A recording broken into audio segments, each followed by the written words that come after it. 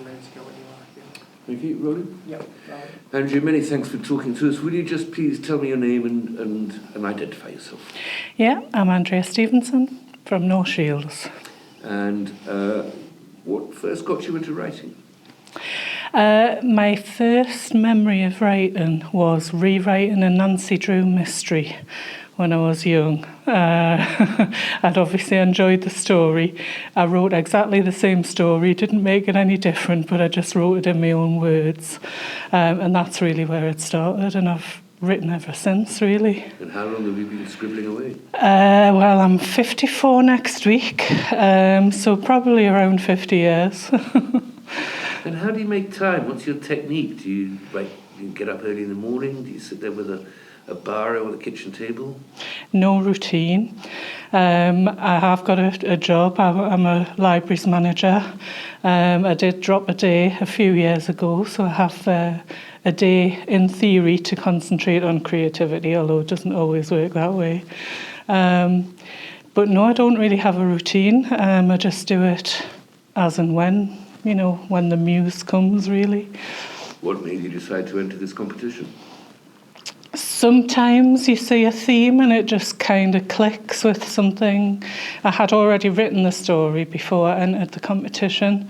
And sometimes you just think, oh, I've got a story that I really think would be good for that. And I just had a bit of a feeling that it would be right for this competition.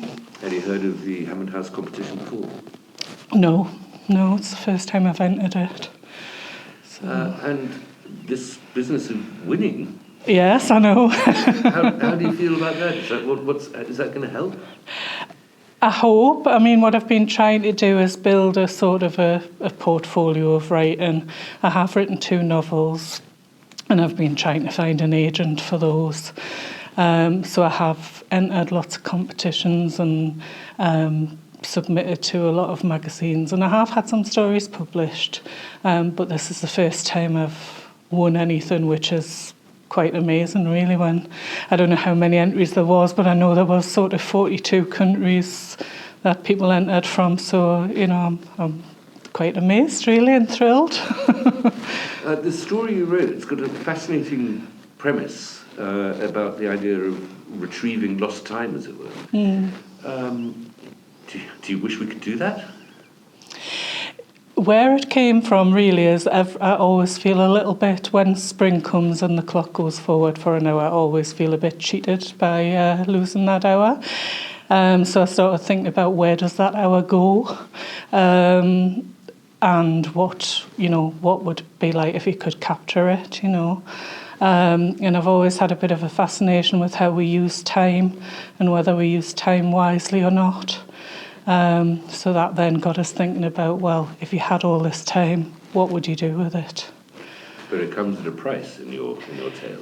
It does, and I think, that the story really, it's about the pursuit of time without really thinking about using it wisely, I guess. The initial reason that the protagonist wanted to capture time, which was because her mother was dying, no longer existed. So I guess she did what everybody else does and kind of wasted the time she had. But of course it does have a more positive ending than that. So. And congratulations on a very well-deserved prize. Thank you very much. Thank you.